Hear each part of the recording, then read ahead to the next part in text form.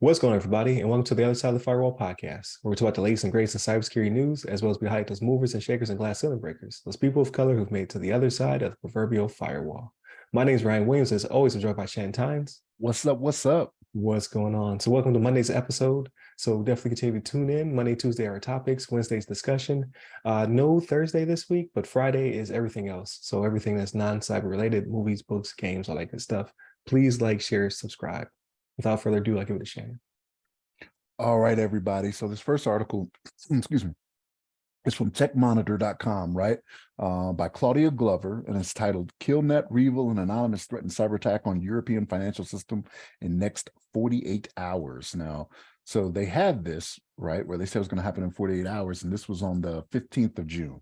So as of this recording, I haven't seen anything that said that this all came to fruition, but it was promised that it was going to happen, right? So what it is the hacking gangs Killnet, Anonymous, Sudan, and REvil are threatening to launch a destructive attack against the whole of European financial system, right? So SWIFT international communication system, right, is what they're doing. And SWIFT banking, what that is, it's a worldwide interbank financial telecommunications. That's what it stands for. Society for Worldwide Interbank Financial Telecommunications.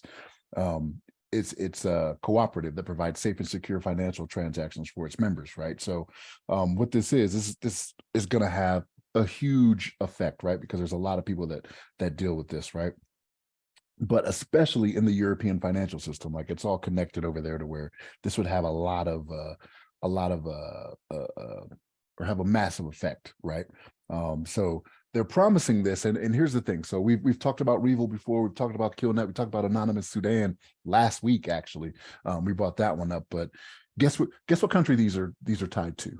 If we were to take a guess, what's going on, right? Same as it was with Anonymous Sudan, Russia, right? So this is Russia going out there acting like, oh, you guys want to come at us, we're going to come at you, and this is how they do it, right? So we've talked about this. This is how things go down now. It's always in the cyber realm, how things happen. So like we see now, like we are seeing it in action to where the tanks and the planes and all that not as effective. This is where the money gets made when it comes to starting wars, I guess you could say, right? So they're talking about an imminent attack against SWIFT.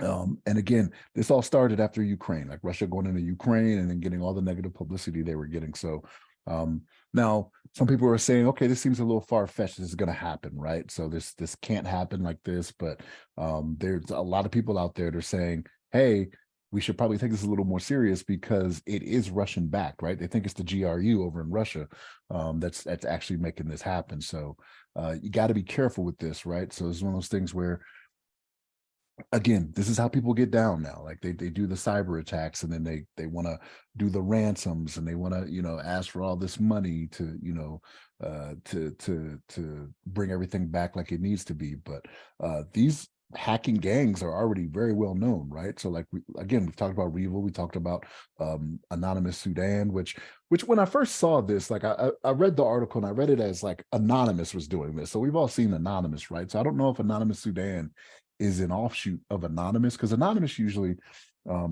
when they do whatever they do, they're kind of hacktivists, right? Like it's usually they usually step in when government is getting too big, right? Is what they end up doing. It's not usually for one country, one foreign state to go out there and take control or do something along those lines. At least that's what I've been paying attention to, but I could be wrong on that. So I don't know if Anonymous Sudan is a part of the Anonymous that I'm thinking about, those ones that just don't want big government, but it could be. But yeah, banking system, that's what they're going at, right? So they're not going after weapons or anything. They're just trying to cause a ruckus over there, you know what I mean? But Ryan, what's your thoughts on this? Yeah, so I think they are I don't know, like affiliated, so to speak, because in the video it has the guy in the Guy Fawkes mask.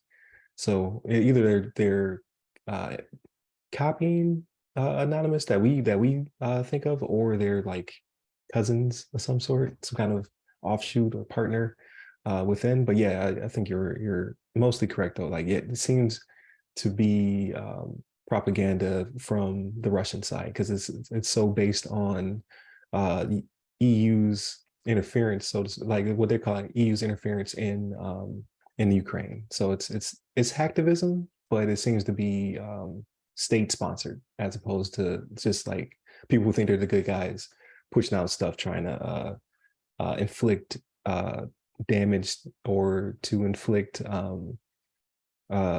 ideology on one country over another. So, but yeah, the reason I put it out there is because like not that I want the attack to happen, but I thought we would get ahead of this one because they had already announced, which I thought was atypical, right? Typically, you would claim the attack, you wouldn't tell everyone you're going to do it because now they're going to put in the hopefully mitigating measures to stop you from doing it. But so far, and nothing has happened. I checked all of the websites, and I didn't see any anything that had kicked off or been done. But by the time people hear this on Monday, it could have like maybe it just didn't happen within our time frame, right? We recorded all this stuff on Sunday, so we'll see if we're ahead of the game or not, and then we can do another one next week to talk about what damage was done. But for the most part, it seems as though like because the article also goes into like this may be the attack. It may just be the propaganda, the nervousness, the hurting of markets because they think they're going to be attacked. Like so, it could just be pushing the message out, and then outlets or ourselves like instilling fear in the public by saying, "Oh, this is going to happen." Like, "Oh, REvil is back," because remember they died in 2022. I think it was not only was the U.S. battling them, but I think Russia also that was the shut them joint down. one. Yeah, well, yeah. Yeah, Russia was like, no more of this. You guys are causing too much attention. It's getting too hot over here. You got to shut down. So, because the article also says that it may not even exist anymore. Like this could just be them saying they're partner of REvil because REvil has a name that instills fear. At least it used to. So, there's a lot to unpack. But that's one of those things where I think like, can we honestly say that you get rid of a cyber gang like that? Like somebody else will just take their place, right? It's like Hydra. You cut off one head, it just sprouts back two, right? Like that's kind of how it goes. So I don't know. Like even though they did have that joint task force thing they did, and it was 2022, you said, right? Yeah, it's 22. Yeah. So like even though they had that, like that may have brought them down some, but like it's not like they totally like not everybody was caught. You know what I mean? Like you can't sit here and say everybody was caught. So the next man up, right? Like you may have taken out, the top if they have this type of structure, the top 5 guys, but number 6 is like, hey, I'm a zealot. I believe we should be out here Right. Financial system. Or independent contractor. He went work for another gang. Just all right, moving on.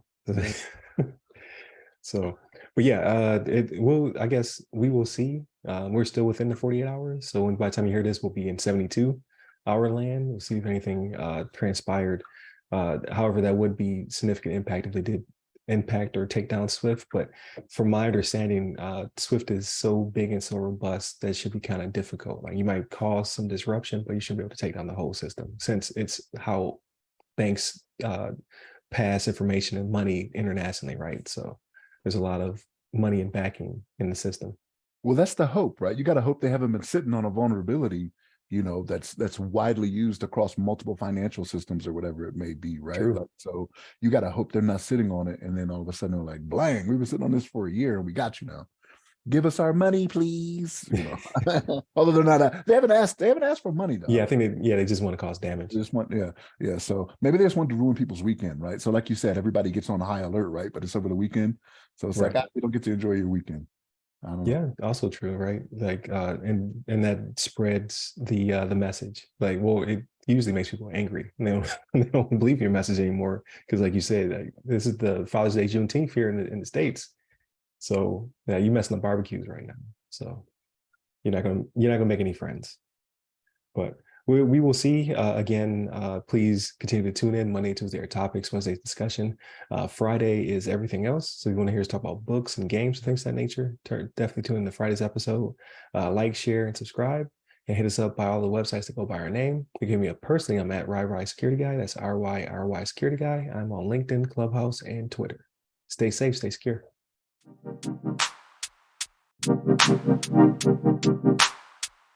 Thank you.